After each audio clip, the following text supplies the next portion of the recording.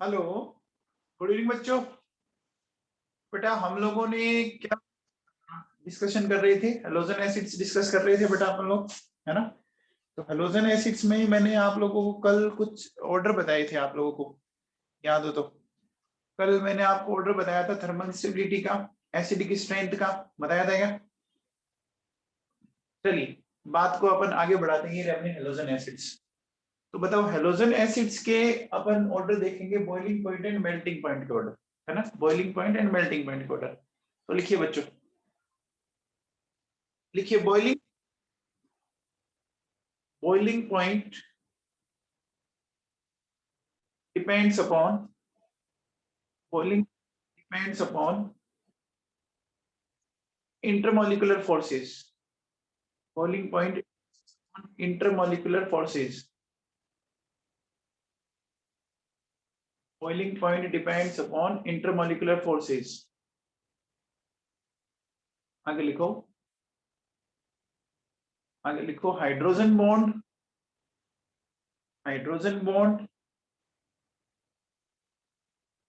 and van der Waal attraction force. Hydrogen bond and van der Waal attraction force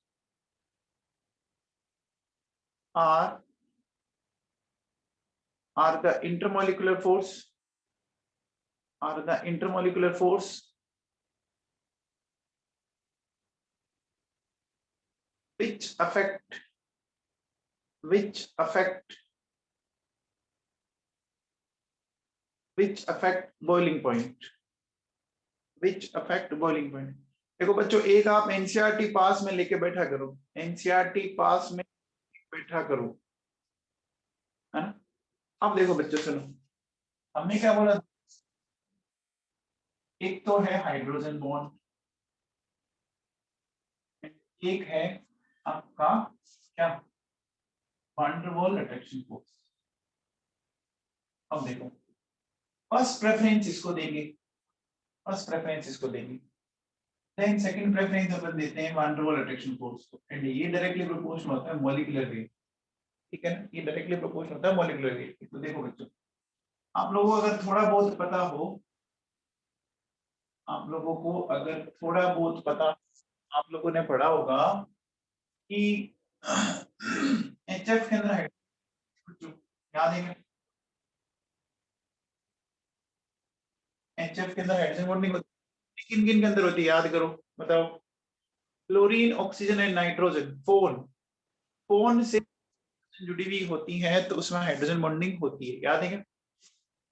ठीक है।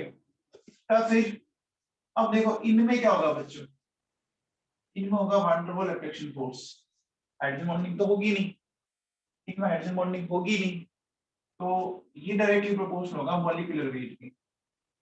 Molecular weight तो फिर यही होता है बच्चों ऑर्डर, मॉलिक्यूलर वेट तो डाउन द ग्रुप जाने पर क्या होता है, राइज करता है। तो HF HCl HBr HI, तो अब देखो फाइनल ऑर्डर क्या आएगा, फाइनल ऑर्डर क्या आएगा, ये आएगा HF HI R and HC, क्या आएगा? HF HI and HCl। हो गया बच्चों? तो आप मुझे बताओ बच्चों, किस हेलोजन एसिड का, किस हेलोजन का आपका बॉइलिंग पॉइंट मिनिमम है? बोलो बच्चों। HCl का है ना? ये देखो, HCl का बॉइलिंग पॉइंट सबसे मिनिमम है, चेक करो है कि नहीं है बच्चों? अच्छा, आप लोगों ने सॉल्यूशन में एक चीज पढ़ी थी कि जिस कंपाउंड का बॉइलिंग पॉइंट कम होता है, जिस कंपाउंड का बॉइलिंग पॉइंट कम होता है, तो वो उसकी वोलेटाइल नेचर कम होता है या ज्यादा होता है? उसका वोलेटाइल नेचर कम होता है या ज्यादा होता है? बोलो बच्चों। वो ज्यादा वोलेटाइल होता है, पता है क्या आप लोगों को? होता है बच्चों। तो अगर आपसे पूछा जाए कि मोस्ट वोलेटाइल हेलोजन एसिड, बताओ मोस्ट वोलेटाइल हेलोजन एसिड कौन होगा? HCl होगा कि नहीं होगा? होगा बच्चों, मोस्ट वोलेटाइल हेलोजन एसिड। तो जब भी किसी रिएक्शन में HCl बनता है ना, जब भी किसी रिएक्शन में HCl बनता है तो वो हमेशा फ्यूम्स की फॉर्म में बनेगा। फ्यूम्स मतलब समझिए, फ्यूम का मतलब क्या होता है, वेपर फेज होती है। फ्यूम का मतलब वेपर फेज हो गया एक तरह से। फ्यूम का मतलब वेपर फेज हो गया बच्चों, बोलो। समझ में आ गया क्या? अरे बच्चों समझ में आ गया क्या? अब देखो बच्चों, तो बॉइलिंग पॉइंट का ऑर्डर समझ में आ गया सबको? बॉइलिंग पॉइंट का ऑर्डर समझ में आ गया सबको? अरे बोलो बच्चों, समझ में आ गया क्या? ठीक है, अब देखो बेटा सुनो, बात मेल्टिंग पॉइंट की करें। तो मेल्टिंग पॉइंट में क्या होता है, थोड़ा सा डिफरेंस, HF और HI में से ये इतना सा चेंज आ जाता है बच्चों, बाकी सब कुछ वही चलता है, बाकी सब कुछ वही है ना? मेल्टिंग पॉइंट में कौन पहले आ जाता है? मेल्टिंग पॉइंट में पहले कौन? आपका HI पहले आ जाता है। इसका रीजन कौन बताएगा? इसका रीजन कौन एक्सप्लेन करेगा आप में से?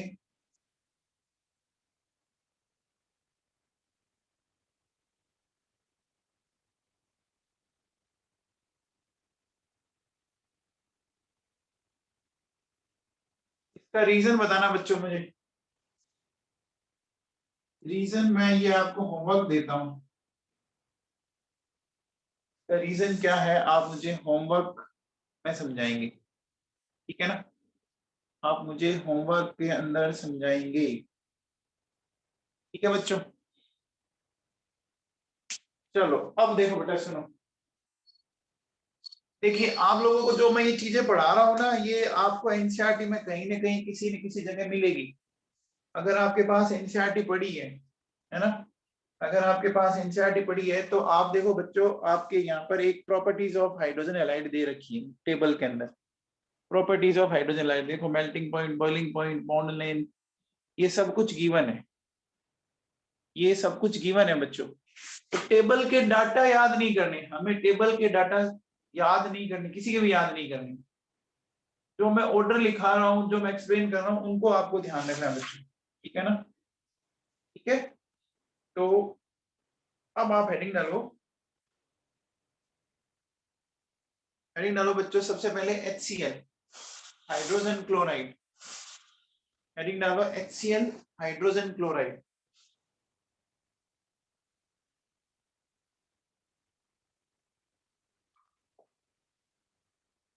हेडिंग डाल लीजिए बच्चों।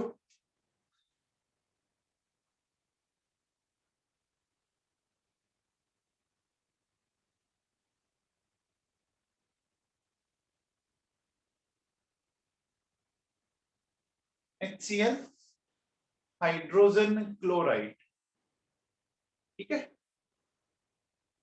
क्लोराइड, इसमें लिखो बच्चों, लिखिए it is prepared by, it is prepared by heating, it is prepared by heating common salt, common salt, common salt with concentrated, with concentrated sulfuric acid, with concentrated sulfuric acid, with concentrated sulfuric acid। देखो बच्चों सुनो कैसे, मेरे पास ये NaCl, ये H2SO4, heat करने पर देखो बेटा ये होगा,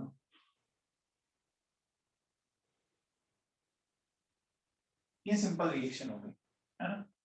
अब रिएक्शन में आपको दिख ही रहा होगा ऐसा कैसे हो गया, देखो 2Na प्लस 2Cl माइनस, है ना? 2H प्लस SO4 माइनस, यहाँ से देखो बन जाएगा, ये बन जाएगा क्या? ये बन जाएगा क्या बच्चों, बोलो? ये बात समझ में आ गई? ठीक है, ठीक है भैया, चलो बच्चों, हो गया, हो गया बेटा, हो गया बच्चों। अब आप भरी डालो बच्चों, properties of HCl, properties of HCl, properties of HCl।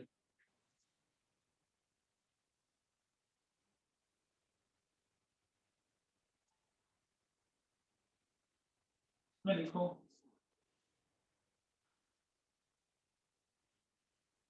देखो ये कलरलेस होती है, कलरलेस,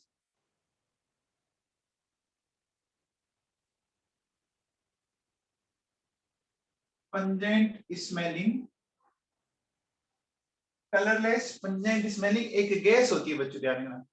ये सॉलिड नहीं होती, ये प्योर, अगर आप प्योर HCl लेते हो ना, तो प्योर HCl रूम टेम्परेचर पर आपकी गैसियस फेज में मिलता है। प्योर HCl आपका गैसियस फेज में। HCl अभी मैंने थोड़ी देर पहले बताया था, क्या कौन सा हैलोजन एसिड आपका सबसे ज्यादा वोलेटाइल है, बताओ। वोलेटाइल का मतलब वेपर फेज, वेपर फेज का मतलब एक तरह से क्या हो गया, गैसियस फेज ही होगी ना, अरे गैस ही होगी ना बच्चों। ध्यान रखना, इसमें कोई हाइड्रोजन बॉन्डिंग नहीं है, no H bonding, no H bonding, ठीक है। आगे लिखो,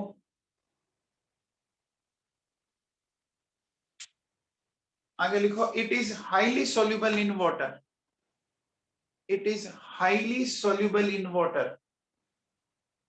it is highly soluble in water,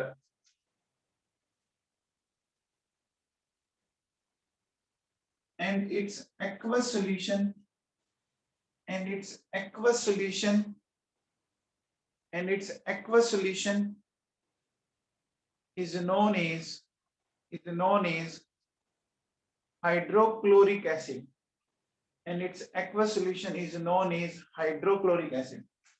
देखो बच्चों क्या होता है, क्या मिल जाएगा, H3O प्लस Cl माइनस, ये मिलता है कैसे, ऑक्सीजन के ऊपर लोन पेयर है बच्चों, यहाँ से ये H प्लस निकला और वो इसके पास चला गया, चला गया नहीं चला गया, है ना, and its aqueous solution is known as hydrochloric acid, hydrochloric acid. बच्चों समझ में आ गया, बच्चों समझ में आ गया क्या, आगे लिखो, देखिए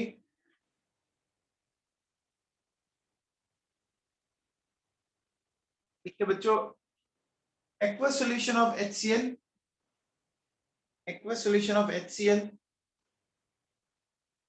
aqueous solution of HCl is a very strong acid, is a very strong acid,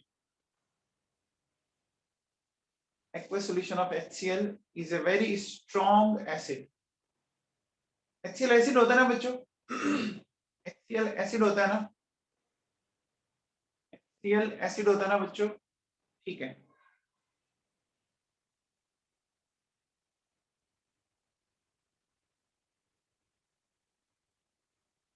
अब देखो बच्चों, अगर ये एसिड है, अगर ये एसिड है, तो देखिए बच्चों,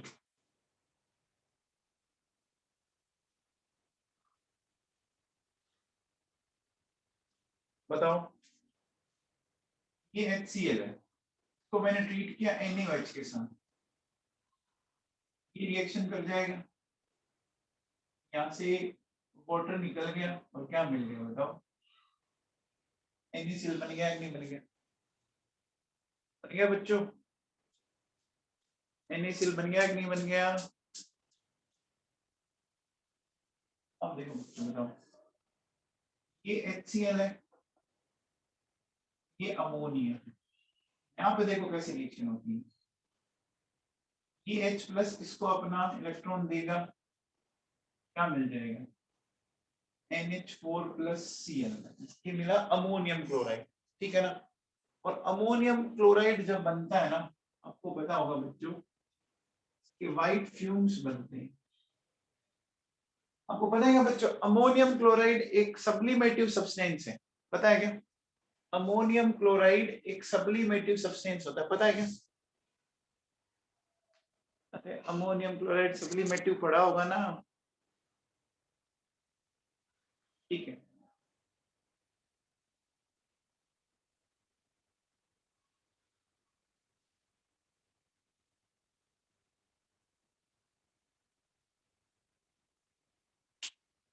हाँ भैया, नेक्स्ट लिखो, नेक्स्ट लिखिए बच्चों।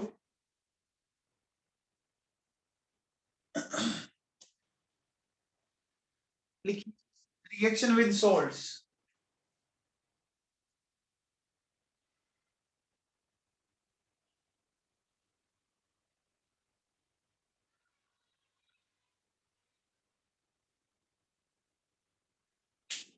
लिखिए बच्चों, reaction with salts, reaction with salts. हाँ भैया, इसमें लिखो HCl can react with, HCl can react with salts of, salts of,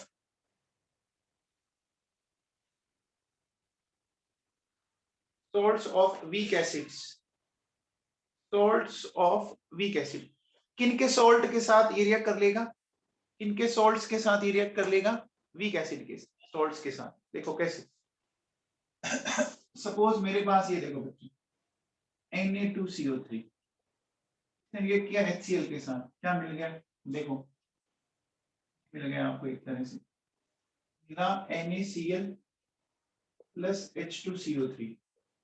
ये H2CO3 बच्चों टूट जाता है हैंड टू हैंड, इस तरह से टूट जाएगा H2O प्लस CO2। ये रिएक्शन समझ में आएगी, इसका प्लस इसके माइनस के साथ, इसका माइनस इसके प्लस के साथ। अब देखो Na2CO3 की जगह मैंने लिया Na2SO3, बस कार्बन की जगह सिर्फ सल्फर फिट करना है, क्या हो जाएगा? 2 moles of NaCl plus H2SO3, ये टूट जाएगा H2O प्लस SO2, ये इस तरह से ब्रेक हो जाएगा, है ना? ये इस तरह से ब्रेक हो जाएगा। अच्छा, अगर मैं लेता हूं NaHCO3,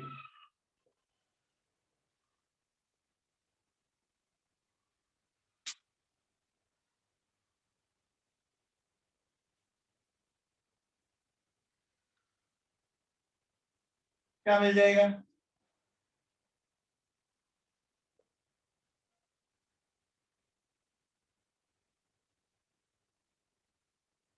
ये हो जाएगा, ये बन जाएगा क्या बच्चों?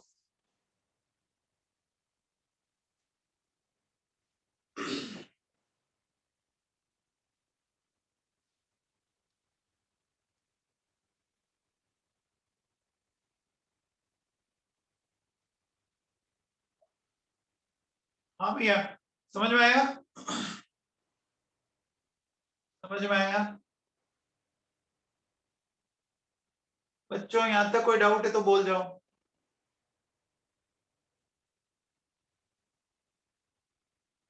यहां तक कोई डाउट है तो बोल जाओ।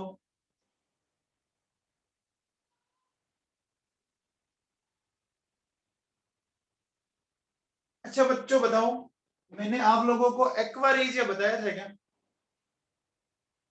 मैंने आप लोगों को एक्वारेजिया बताया था क्या? याद है बच्चों aqua regia? Aqua regia 3 part HCl and 1 part HNO3, पिछले चैप्टर में बताया था आप लोगों को, बताया था क्या?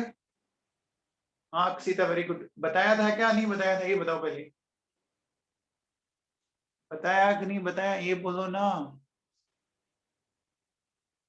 बताया था, ओके। तो आपको पता होगा बच्चों, एक्वारेजिया को बनाने में HCl का यूज होता है, एक्वारेजिया को बनाने में HCl का यूज होता है। तो लिखो बच्चों,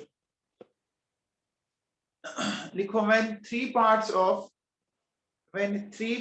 of concentrated HCl, when 3 parts of concentrated HCl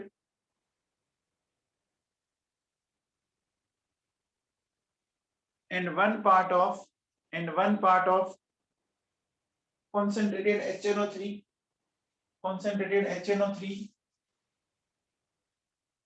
are mixed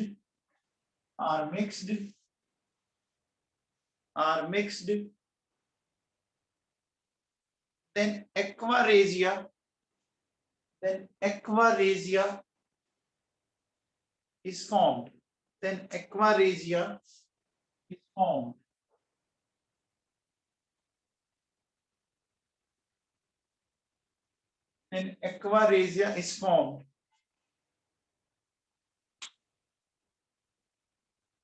And it is used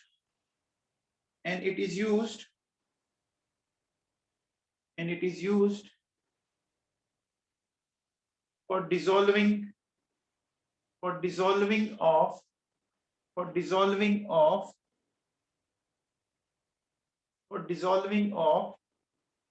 noble metals.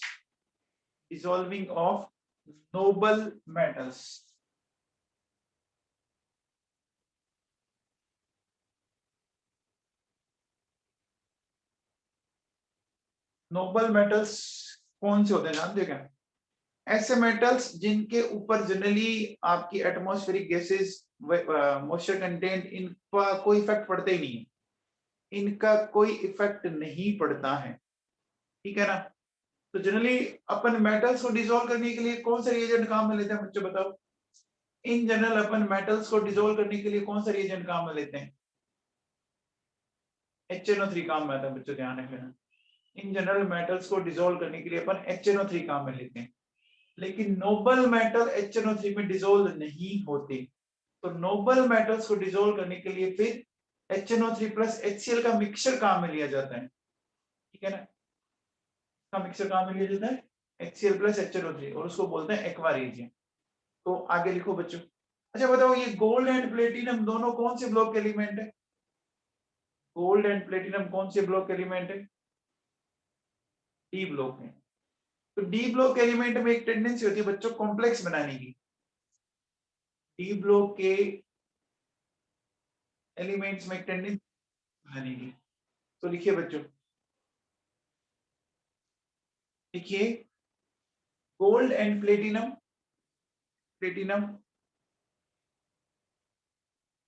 are converted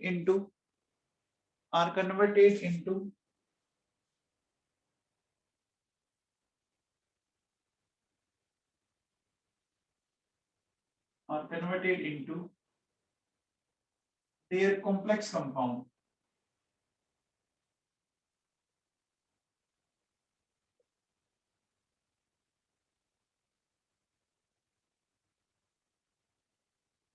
Are converted into their complex compound.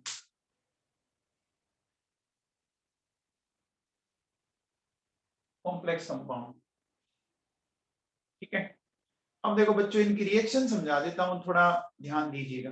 इनकी रिएक्शंस को मैं एक्सप्लेन कर देता हूँ, समझो। सबसे पहले बच्चों बताओ, यहाँ गोल्ड का ऑक्सीडेशन नंबर देखो बच्चों 0 है और यहाँ गोल्ड का +3 आ रहा है क्या? चेक करो कैसे आ रहा है। देखो H प्लस ये 1 हो गया, Au का हो गया X, 4 क्लोरीन है -4, तो X की वैल्यू कितनी आ गई?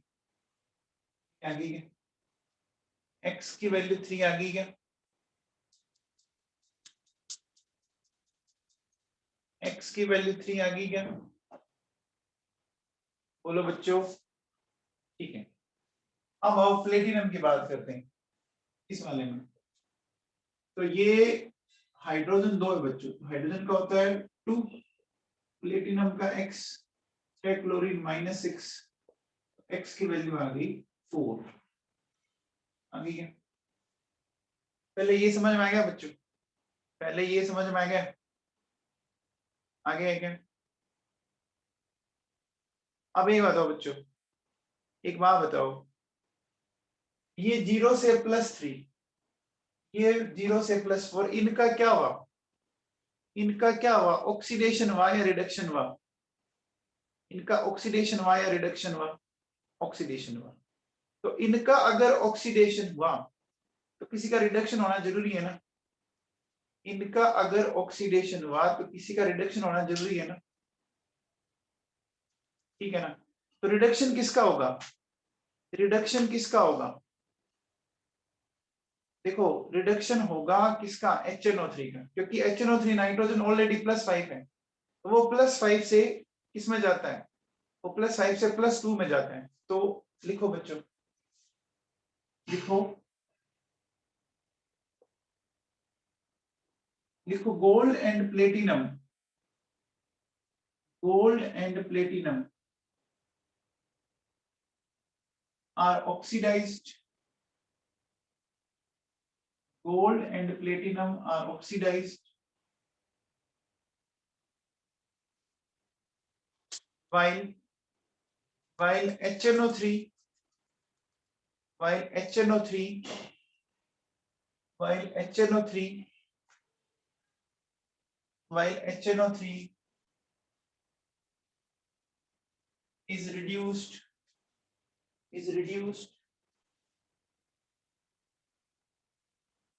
in NO, is reduced in NO, HNO3 is reduced in NO। तो अब देखो बच्चों, इसकी रिएक्शंस को मैं एक्सप्लेन कर देता हूं। देखो मुझे बता दो बच्चों, मुझे गोल्ड की रिएक्शन को लिखना है एक्वा रेजिया के साथ, तो ध्यान देना आप लोग, अच्छे से समझना, बहुत समझ में आ जाएगी। देखो गोल्ड में ऑक्सीडेशन नंबर में कितने का चेंज आ रहा है, 0 से 3, चेंज कितने का है, गोल्ड के लिए चेंज बताओ कितने का है, 3 का है। और HNO3 के लिए भी क्या आया, 3 का आया, 3 का आया ना चेंज। दोनों के लिए चेंज इक्वल है, दोनों के लिए चेंज इक्वल है। तो आपको कुछ नहीं करना, देखो बेटा आपको ये लिखो पहले HAuCl4 एंड N, ये लिख दिया, इसका और इसका लिख दिया। अब एक बात बताओ, सबसे पहले ढंग से बताइए मुझे, यहाँ कितने क्लोरीन दिख रहे हैं आपको, कितने क्लोरीन दिख रहे हैं, 4 क्लोरीन दिख रहे हैं ना, है ना। तो 4 क्लोरीन को बैलेंस करने के लिए यहाँ पर आप ले 4HCl, क्या ले बच्चों, 4HCl, यही क्या 4HCl ले आए क्या, मैं ये बात समझ में आ गई क्या, मैं 4HCl ले आया, समझ में आ गया। अब मुझे एक बताओ, इधर ओवरऑल हाइड्रोजन कितने हैं बच्चों बताओ, इधर ओवरऑल हाइड्रोजन कितने हैं, 5। इधर अभी तक सिर्फ 1 आया है ना, इधर सिर्फ 1 आया है ना, तो कितने डेफिशिएंट हो रहे हैं, डेफिशिएंट हो रहे हैं 4 हाइड्रोजन से मैं 2 वाटर के मोल बना सकता हूं क्या, 4 हाइड्रोजन से मैं 2 वाटर के मोल बना सकता हूं क्या, ये 2 वाटर के मोल बना। रिएक्शन समझ में आ गई, रिएक्शन समझ में आ गई क्या बच्चों, रिएक्शन समझ में आ गई क्या, आ गई पक्का।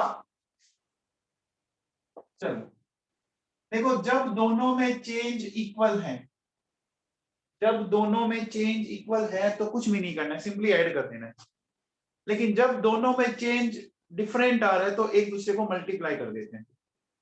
बैलेंस करने का फंडा समझ रहे हैं आप मेरी बात बच्चों, समझ लेना, क्योंकि एनसीईआरटी में दी हुई है। देखो आप एनसीईआरटी अगर आपके पास पड़ी है ना, तो एनसीईआरटी में यहाँ पर ये इक्वेशन लिखी हुई है, रट नहीं पाओगे वहां पर। देखो ये यहाँ पर लिखी हुई इक्वेशन है, आप चेक कर सकते हो, ये देखो आप एक्वा रेजिया की गोल्ड एंड प्लेटिनम की इक्वेशन दिख रही है आप लोगों को, अरे दिख रही है क्या,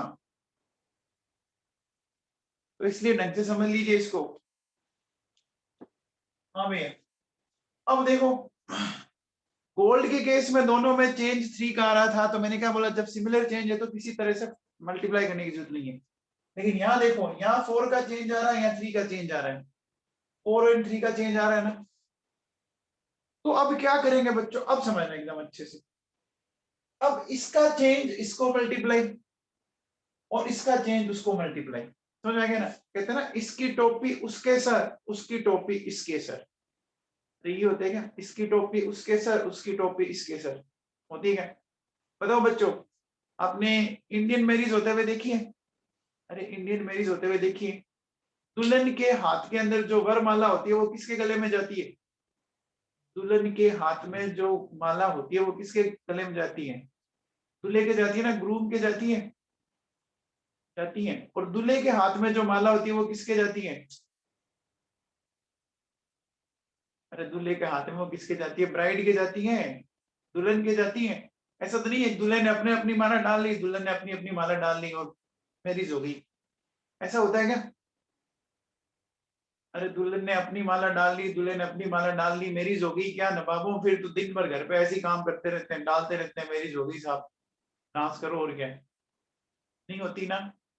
तो हमें करना क्या पड़ता है? हमें एक दूसरे को पहनानी पड़ती, एक दूसरे को पहनानी पड़ती है। तो यहाँ पर भी वही फंडा लगाएंगे, एक दूसरे के नंबर को मल्टीप्लाई करेंगे। तो देखो बच्चों सुनो क्या करोगे, यहाँ चेंज 3 है, तो इस चेंज को इससे मल्टीप्लाई करूंगा और इसके चेंज को, तो देखो क्या हो जाएगा बताओ। 3 ऑफ प्लेटिनम, 4 ऑफ HNO3, तो ये क्या हो गया बताओ? 3 of H2PtCl6 and 4 of NO। पहले ये समझ में आया जो मैंने लिखा? पहले ये समझ में आया जो मैंने लिखा? बोलो बच्चों, पहले जो मैंने ये लिखा ये समझ में आया क्या? अब बच्चों बताओ, ये बात बताओ बच्चों, H2PtCl6 के एक मॉलिक्यूल में कितनी क्लोरीन है? H2PtCl6 के एक मॉलिक्यूल में कितनी क्लोरीन है? एक मॉलिक्यूल में, एक में 6 है तो 3 में 18 होगी, एक में 6 है तो 3 में 18 होगी। तो हमें 18Cl चाहिए, तो यहाँ पर मैं 18HCl लगा दूंगा, 18HCl लगा दूंगा, लगा दूं? 18HCl लगा दूं क्या नवाबों? बोलो, समझ में आया क्या? मैंने इक्वेशन बैलेंस कैसे की समझ में आया क्या? रटोगे नहीं? समझ लो, अरे समझ लो, समझ में आ रहा है क्या? अब बताओ, इधर टोटल हाइड्रोजन काउंट करो। देखो 4H ये रहे, 18H ये रहे, कितने हो गए? कितने हो गए? 22। यहाँ कितने आए हैं देखो बच्चों? 6H, 6H आए हुए ना। तो 22 और 6 कितने का डिफरेंस रह गया? 22 और 6 कितने का डिफरेंस रह गया? 16 का, 16 का डिफरेंस रह गया। तो 16 हाइड्रोजन को बैलेंस करने के लिए कितने वाटर के मॉलिक्यूल ऐड करने पड़ेंगे? आपको 8 मोल्स ऑफ वाटर ऐड करने पड़ेंगे, 8 मोल्स ऑफ वाटर ऐड करने पड़ेंगे क्या? बोलो। अरे बच्चों समझ में आई क्या इक्वेशन मैंने कैसे किया? अरे इक्वेशन को बैलेंस कैसे किया नवाबों, समझ में आया क्या तुम लोगों को? एनसीईआरटी में देखो ये दे रखी है। अब एनसीईआरटी में क्या कर रखा है, इसको आयनिक फॉर्म में दे रखा है। देखो कैसे, आयनिक फॉर्म में समझा देता हूँ। 3Pt, ये 4HNO3 है, 4HNO3 को मैं ऐसे लिख सकता हूँ 4H plus 4NO3 minus 18H plus 18Cl minus, ये क्या हो जाएगा? 6H plus 3Pt Cl6 minus 2, है ना? फिर 4NO 8H2। जो आइंस में ब्रेक हो सकते हैं उनको आइंस में ब्रेक कर लो। अब मुझे एक बात हो बच्चों, इधर देखो बेटा 6H प्लस है और इधर देखो ये 4 है और ये 18 है। तो ओवरऑल 18 एंड 4 22 और 6, यानी इधर मैं क्या कह सकता हूँ, इधर मैं कितनी रख सकता हूँ? TPT कितनी लिख सकता हूँ? 16H प्लस रख सकता हूँ, फिर 4NO3 माइनस 18Cl माइनस 3,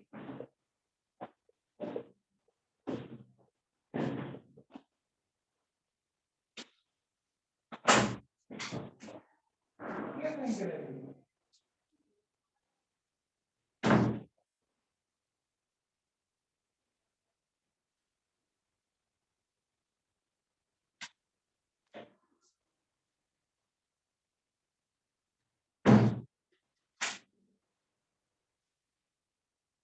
हाँ भैया, ये समझ में आ गया।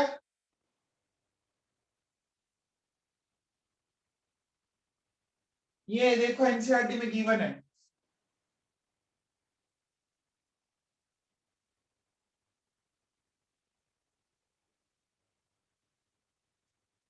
ये एनसीईआरटी में गिवन है, देखो। है बच्चों, एनसीईआरटी में चेक करो।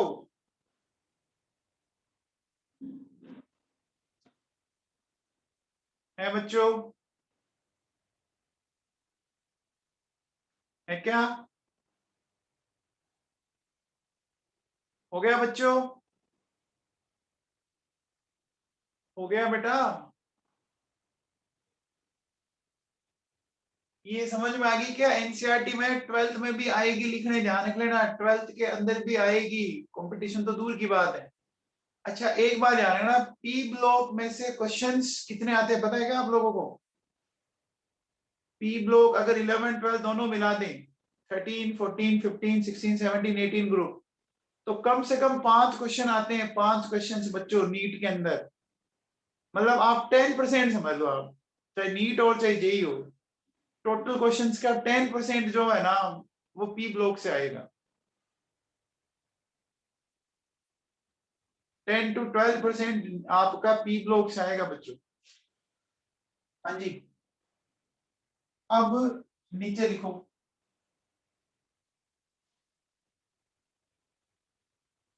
ठीक है बच्चों, most of metals can be dissolve, most of metals can be dissolved by HNO3. Most of metals can be dissolved by HNO3.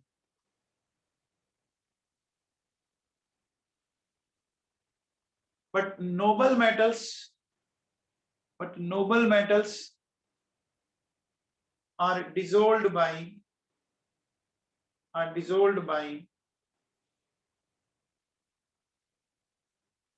aqua regia. Aqua regia। ठीक है बच्चों, एक्वा रेजिया जानते हो ना? एक्वा रेजिया जानते हो बच्चों? ठीक है, तो ये बात हो गई हमारी एक्वा रेजिया की। एक पॉइंट और लिखो। देखो बच्चों, लिखिए HCl can be liquefied easily. HCl can be liquefied easily because of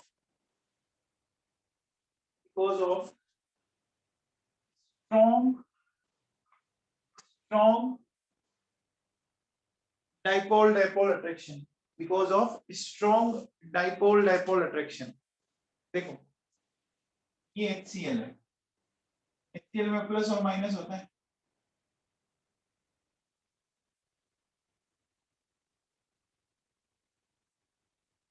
देखो बेटा, इस तरह के मॉलिक्यूल,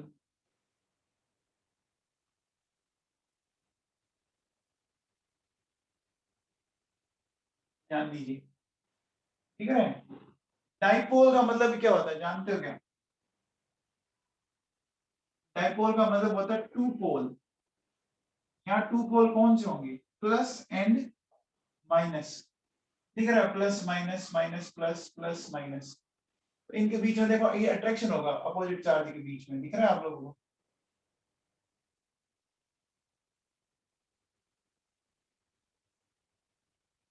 दिख रहा है क्या? दिख रहा है क्या बच्चों? बोलो। अरे दिख रहा है क्या नबाबो?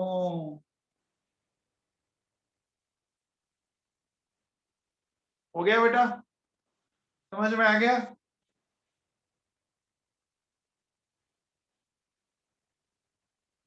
ठीक है भैया, चलिए एक छोटा सा क्वेश्चन लिखो। एक छोटा सा क्वेश्चन लिखो।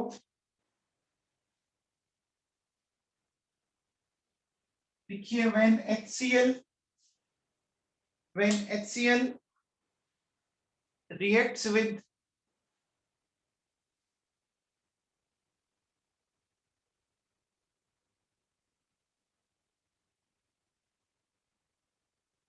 finally divided Fe या iron,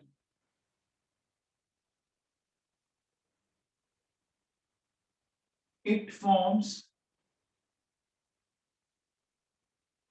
ferrous chloride. It forms ferrous chloride.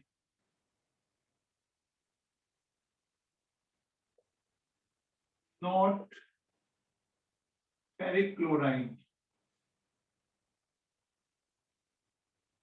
Why? बताओ भैया।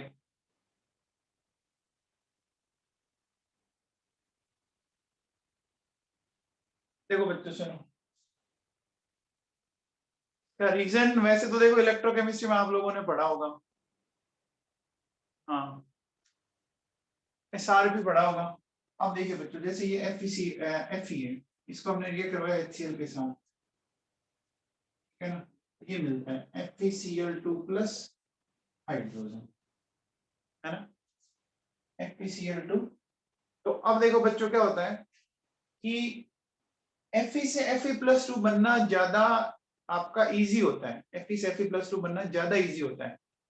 अगर यहाँ पर FeCl3 बन भी जाए ना, तो आपको पता होगा हायर ऑक्सीडेशन स्टेट को रिड्यूस करना इजी होता है।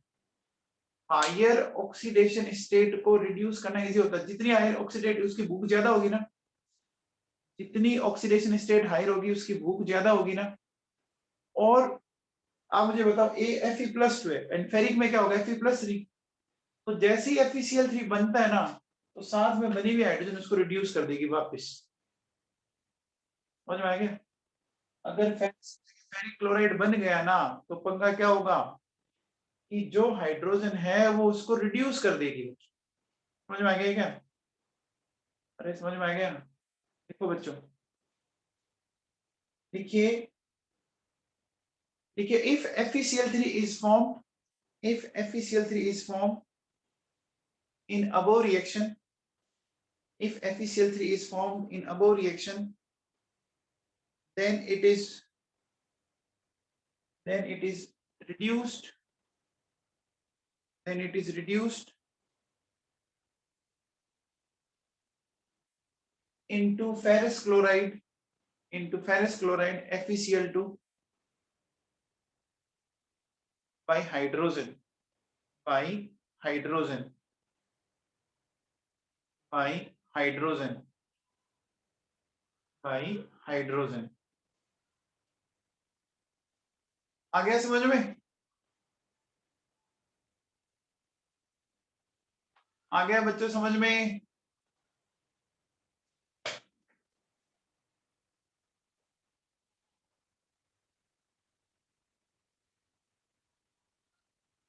चलिए अब अपन नेक्स्ट चलते हैं बेटा।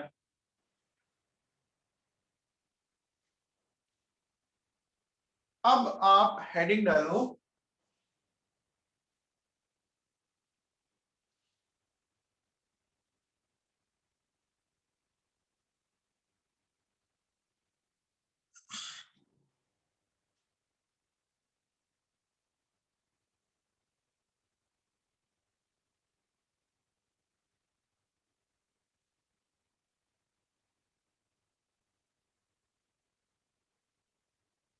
interhalogen compounds, interhalogen compounds।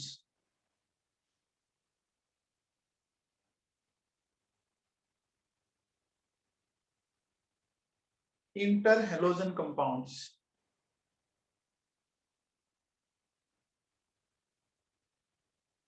ठीक है।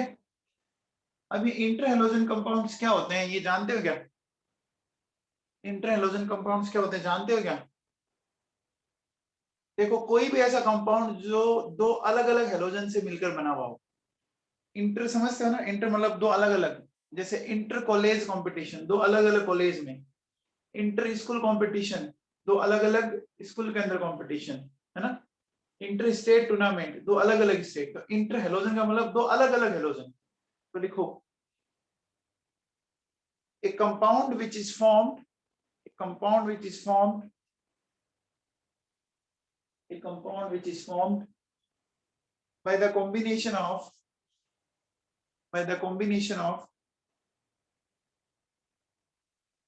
two different halogens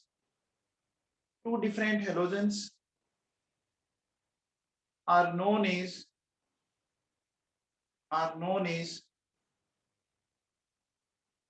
interhalogen compounds.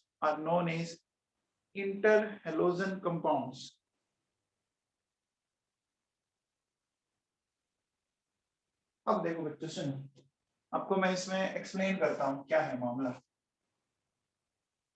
बच्चों बताओ, हेलोजन का जनरल इलेक्ट्रॉनिक कॉन्फ़िगरेशन क्या होता है? हेलोजन का जनरल इलेक्ट्रॉनिक कॉन्फ़िगरेशन क्या होता है पता है क्या? NH2NP5 होता है बच्चों, होता है। देखो अगर मैं बोलूं general electronic configuration of halogens NH2NP5 ND0, आप मुझे बताओ ND0 का मतलब समझ रहे हो? ND0 का मतलब presence of empty d orbital, तो मुझे बताओ बच्चों कौन से हेलोजन में empty d ऑर्बिटल नहीं होता? कौन से हेलोजन में empty d ऑर्बिटल नहीं होता? फ्लोरीन को छोड़कर बाकी सब में होता है साहब, सिर्फ फ्लोरीन में नहीं होता, नहीं होता ना। तो नीचे आप लाइन लिख लीजिएगा, except fluorine all other halogens have empty d orbital. अब देखो बच्चों समझते हैं अपन, सुनना ढंग से देखो।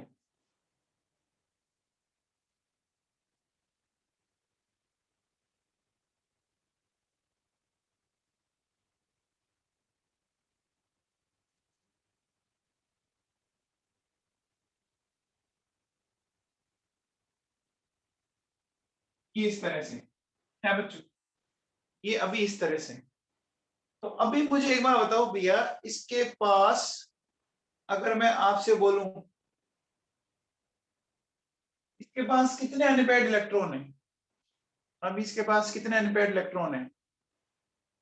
ये एक ही तो दिख रहा है, ना? ठीक है, अगर मान लो यहां से ये इधर आ जाए,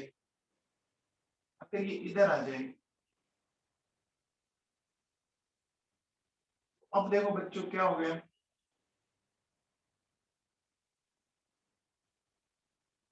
कितने हो गए अनपेयर्ड इलेक्ट्रॉन? अब कितने हो गए? 3 हो गए।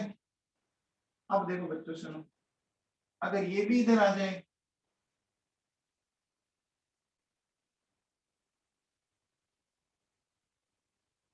तो अब कितने हो गए? 5 हो गए।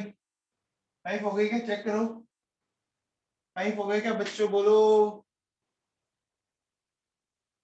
अब देखो अगर मान लो ये भी चला जाए इधर,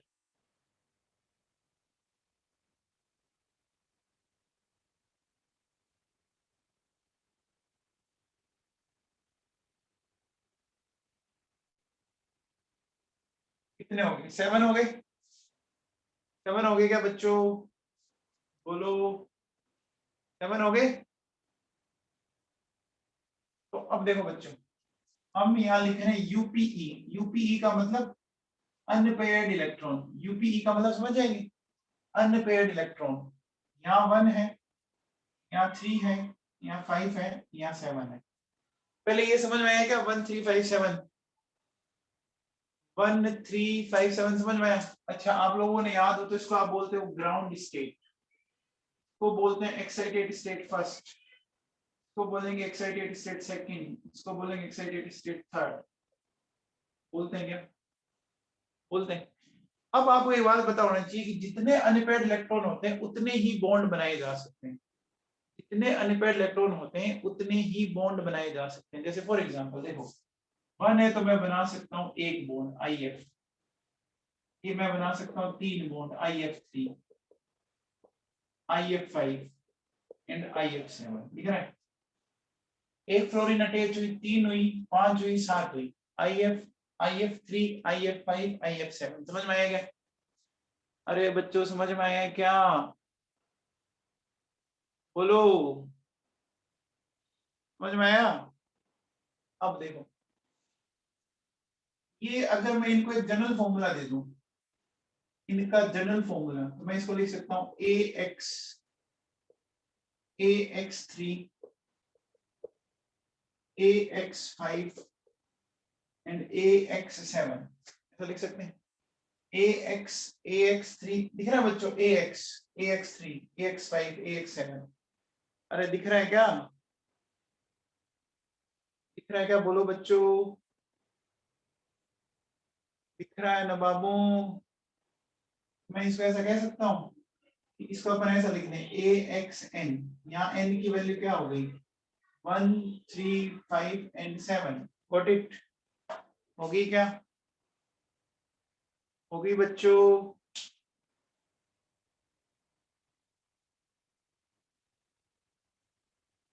ये बात समझ में आई आप लोगों को?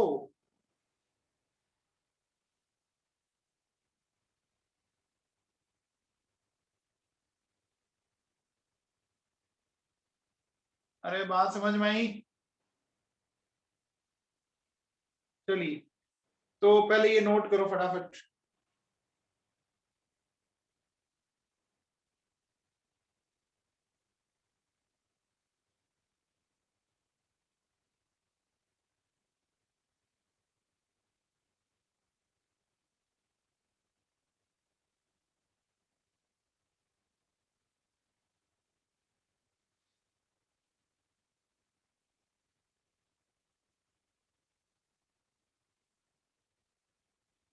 हाँ भैया, नोट कर लिया?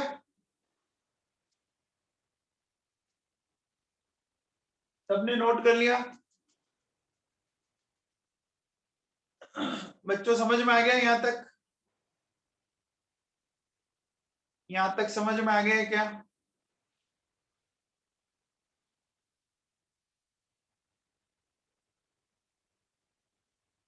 आ गया समझ में?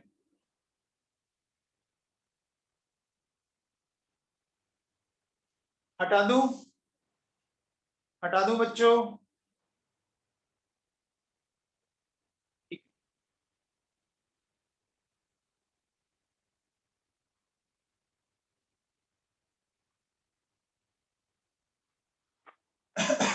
अब देखो बच्चों सुनो, यहाँ जो अपने लिखा ना ax n, अभी लिखा देखो बच्चों सुनो, इसमें a क्या है और x क्या है ना? a देखो बच्चों क्या है, ये आपका सेंट्रल एटम है और ये आपका लेटरल एटम है? ठीक है। जो होगा, सेंट्रल एटम जो होगा, क्या होगा? लार्ज साइज लेस en, है ना? Small size and more en, large size, ठीक है ना? Large size. तो अब देखो बच्चों सुनो, हमने क्या बोला था? हमने क्या बोला था, याद है क्या? कि वैल्यू ऑफ n ये डायरेक्टली प्रोपोर्शनल होगी बच्चों साइज ऑफ a। a का साइज जितना बड़ा होगा, a का साइज जितना बड़ा होगा ना, उतना ही ज्यादा n की वैल्यू आएगी। तो मुझे बताओ, सबसे बड़ा a कौन है? सबसे बड़ा a कौन है? क्लोरीन, ब्रोमीन, आयोडीन में? आयोडीन है ना? तो देखो बच्चों सुनो, IF7 नेचर में मिलता है, लेकिन देखो बच्चों BRF7 नेचर में नहीं मिलता, TLF7 नेचर में नहीं मिलता, ठीक है ना? क्यों? क्योंकि ब्रोमीन एंड क्लोरीन का साइज उतना बड़ा नहीं है। ब्रोमीन एंड क्लोरीन का साइज उतना बड़ा नहीं है कि वो 7 फ्लोरीन को रख सके। ब्रोमीन एंड क्लोरीन का साइज उतना बड़ा नहीं है जो 7 क्लोरीन को रख सके। समझ में आएगा? अरे बच्चों समझ में आया क्या? अब देखो बच्चों, जैसे मैं ये कहता हूं कि IF5 मिलता है, BRF5 मिलता है, लेकिन CLF5 नहीं मिलता है। तो ये नहीं मिल रहा है, इसका मतलब साइज है, साइज के अकॉर्डिंग अपन इनको एक्सप्लेन कर देंगे, ठीक है ना, साइज के अकॉर्डिंग एक्सप्लेन कर देंगे, राइट। लाइक देखो IF3 मिलता है, BRF3 मिलता है, CLF3 मिलता है। बच्चों समझ में आएगा?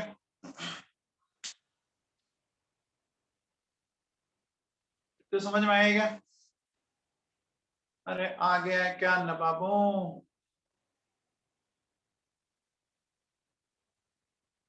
अच्छा एक चीज आप ये भी ध्यान रख सकते हो, क्या कि radius of A and radius of X का रेशियो डायरेक्टली प्रोपोर्शनल होगा वैल्यू ऑफ n के। Radius of A and radius of X, ये रेशियो जितना बड़ा आएगा, तो बताओ बच्चों ये रेशियो सबसे बड़ा किसके लिए आ सकता है? कौन कौन से दो हेलोजन के लिए आ सकता है बताओ? ये कौन कौन से दो हेलोजन के लिए आ सकता है? ऊपर सबसे बड़ा देखो, नीचे सबसे छोटा देखो। ऊपर सबसे बड़ा, तो ऊपर सबसे बड़ा तो हो गया आयोडीन, नीचे सबसे छोटा देखो तो फ्लोरीन, नहीं क्या? अभी तो देखो आयोडीन ने IF7 बना लिया, समझ में आएगा?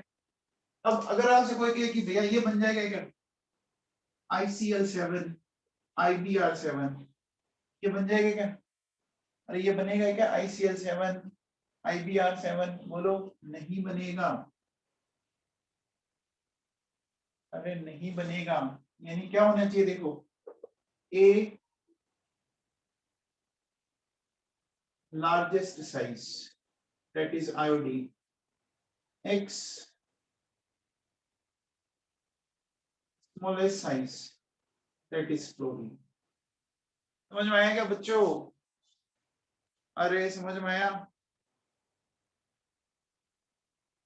आ गया भाई लोगों, समझ में आ गया क्या? इंटर हेलोजन कंपाउंड आपके सिलेबस में है, एनसीईआरटी में दिखाएंगे आपको इंटर हेलोजन कंपाउंड्स। देखो ये एनसीईआरटी है, एनसीईआरटी में यहाँ एक आपको हेडिंग दिख रही होगी, ये देखो दिख रही है क्या? इंटर हेलोजन कंपाउंड्स दिख रही है। फिर देखो एक इधर टेबल बनी हुई दिख रही होगी आप लोगों को, यहाँ पर, यहाँ देखो एक टेबल बनी हुई दिख रही होगी आप लोगों को, ये इंटर हेलोजन कंपाउंड्स की टेबल बनी हुई है। जो मैं बता रहा हूं वो आपके सारा सिलेबस में है, एनसीईआरटी में है, ढंग से सुन लो बेटा। हाँ भैया आगे लिखो, लिखो all inter halogen compounds, all interhalogen compounds are covalent compound, all interhalogen compounds are covalent compound and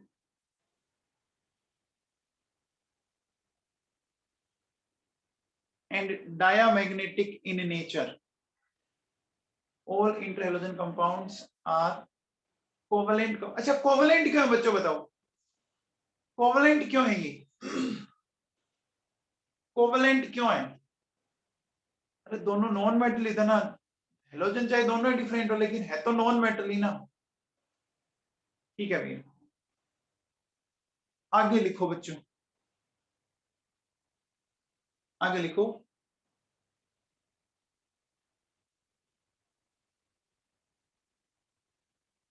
देखो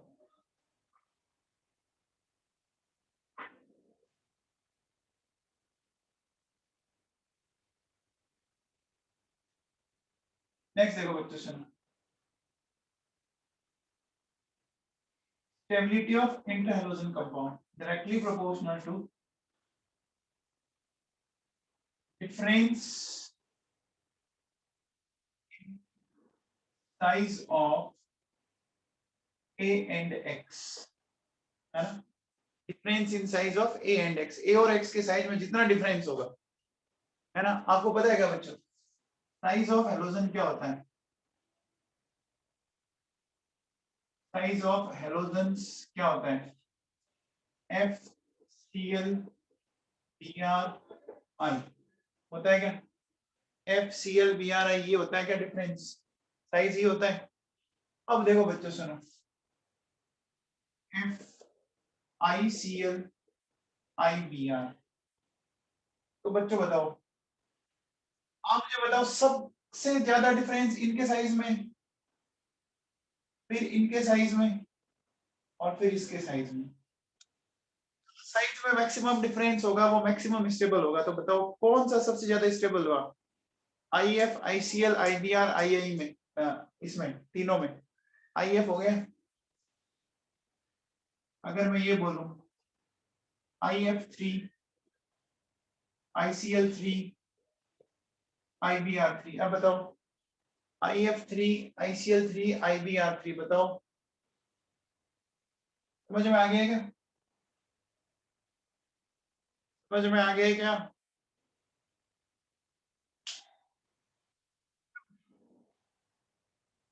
अरे बोलो बच्चों, समझ में आ गया?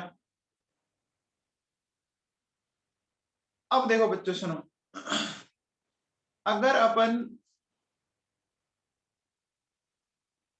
देखो, अगर मैं इनकी रिएक्टिविटी की बात करूं, एक बात बताओ बच्चों, इस दुनिया का मोस्ट रिएक्टिव नॉन मेटल कौन सा, बताओ चलो, इस दुनिया का मोस्ट रिएक्टिव नॉन मेटल कौन सा होता है? क्लोरीन होता है ना। ठीक है, अब मेरी बात को सुनना ध्यान से।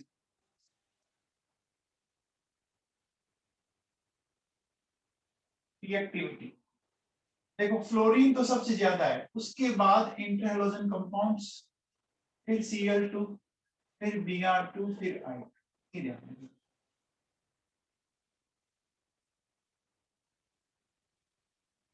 मतलब इंटर हैलोजन कंपाउंड सिर्फ फ्लोरीन को छोड़कर बाकी सारे हैलोजन से ज्यादा रिएक्टिव होते हैं। इंटर हैलोजन कंपाउंड्स फ्लोरीन को छोड़कर बाकी सारे इंटर हैलोजन कंपाउंड्स जो होते हैं वो अदर हैलोजन तीनों से ज्यादा रिएक्टिव होते हैं, है ना। तो इसका रीजन देखो, जैसे मान लो मेरे पास एक क्लोरीन है और एक मेरे पास ClF है। अब देखो बच्चों सुनो, ये नॉन पोलर है और ये बच्चों क्या है बताओ, ये पोलर है, ठीक है। ये नॉन पोलर है, ये पोलर है। समझ में आएगा क्या? समझ में आएगा क्या?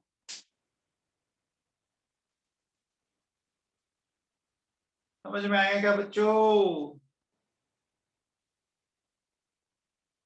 तो लिखो,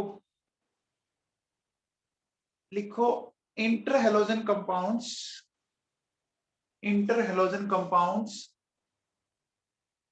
are more reactive, more reactive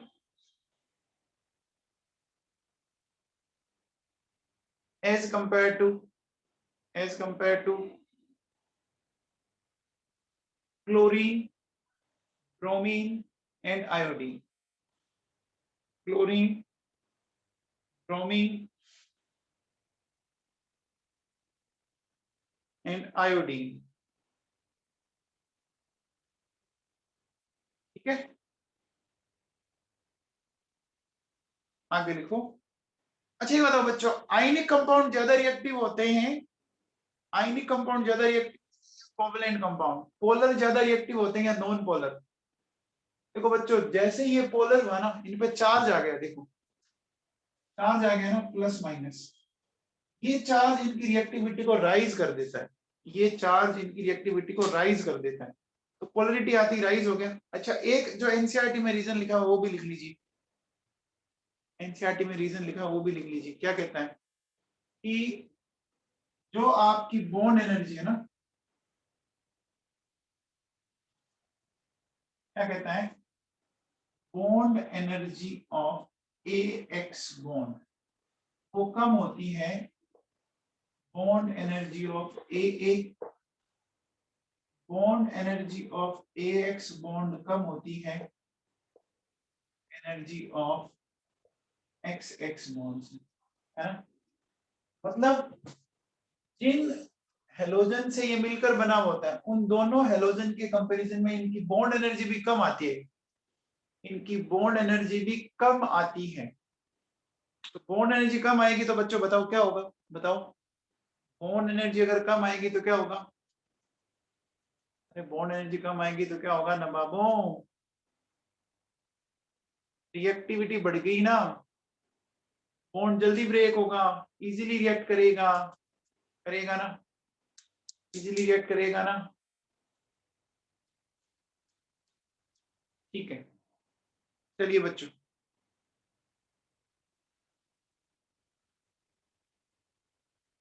आगे लिखिए। देखिए बच्चों, melting point, melting point and boiling point of, melting point and boiling point of interhalogen compounds, interhalogen compounds are greater than, are greater than halogens, greater than halogens, bracket में लिखो, having comparable molecular mass, having comparable molecular mass, having comparable molecular mass। Comparable का मतलब समझते हैं, comparable का मतलब समझते हैं, कंपेरेबल का मतलब समझते हैं क्या, ऑलमोस्ट मॉलिक्यूलर मास में ज्यादा डिफरेंस नहीं होना चाहिए। तो देखो बच्चों सुनो, मेरे पास यही पड़ा, अगर मैं इन दोनों में आपसे पूछूं तो इसका ज्यादा होगा बच्चों, मेल्टिंग पॉइंट या बॉइलिंग पॉइंट की बात करें तो इसका ज्यादा आता है, मेल्टिंग पॉइंट या बॉइलिंग पॉइंट की बात करें, क्योंकि ये देखो ये पोलर है, ये नॉन पोलर है, ये पोलर है, ये नॉन पोलर है। समझ में आ रहा है क्या, समझ में आ रहा है क्या। यहाँ तो क्या लगेगा, पोलर है तो यहाँ तो लगेगा डाइपोल डाइपोल अट्रैक्शन, तो क्या लगेगा डाइपोल डाइपोल अट्रैक्शन। यहाँ क्या लगेगा, यहाँ नेचर का सबसे weak force that is London force, क्या लगेगा, लंदन फोर्स लगेगा, जो इंटरमोलिकुलर फोर्स होगा, लंदन फोर्स लगेगा जो, समझ में आएगा बच्चों।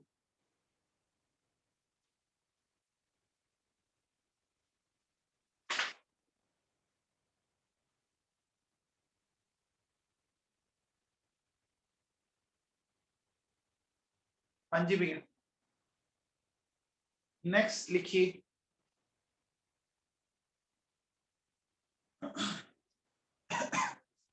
ठीक है बच्चों, नेक्स्ट पॉइंट लिखो, IHC that is interhalogen compound, IHC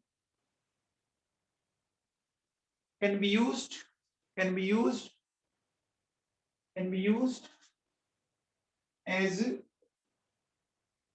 non-aqueous solvent, can be used as non-aqueous solvent and they are very strong, and they are very strong oxidizing and fluorinating agent, they are very strong oxidizing and fluorinating agent। अच्छा, इससे पहले oxidising and fluorinating कौन आए थे बताओ, इससे पहले oxidising and fluorinating कौन आए थे, इससे पहले एक जगह और मैंने लिखाया था ये लाइन, बोलो बच्चों लिखाया था, याद है क्या, मैंने जिनोन के कंपाउंड से बोला था XCF2 XCF4 XCF6 में लिखाया था ना, याद है क्या बच्चों, अरे लिखाया था XCF2 XCF4 XCF6 में लिखाया था। अभी आगे लिखो, लिखो ClF3 and BrF3, ClF3 and BrF3 are used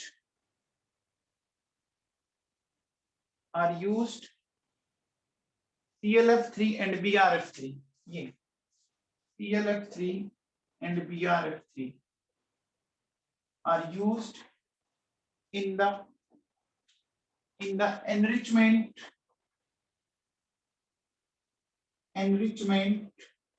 of uranium 235. Uranium 235.